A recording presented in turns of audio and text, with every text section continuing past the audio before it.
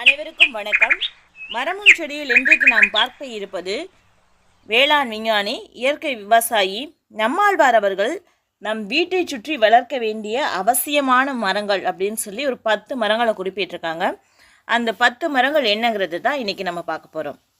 வீட்டுக்கு முன்னாடி ஒரு வேப்ப மரம் இருக்கணும், பக்கத்தில் ஒரு முருங்கை மரம் இருக்கணும், வெளியே ஒரு பப்பாளி மரம் இருக்கணும், குளிக்கிற தண்ணி போகிற இடத்துல வாழை மரம் இருக்கணும், பாத்திரங்கள் கழுவுற இடத்துல ஒரு தென்னை மரம் இருக்க வேண்டும், ஒரு எலுமிச்சை மரம் இருக்கிறது அவசியம், அதோட நிழலுக்கு கீழே கருவேப்பிலை செடி இருக்கணும், ஒரு நெல்லி செடி வைத்து வளர்க்கணும், வேலியோட 4 இடத்துலையும் சீத்தாமரம் வச்சு வளர்க்கணும், ஒரு மாமரம் வைத்து வளர்க்க வேண்டும்.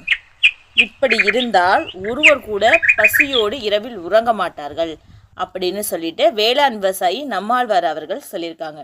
இதே போன்ற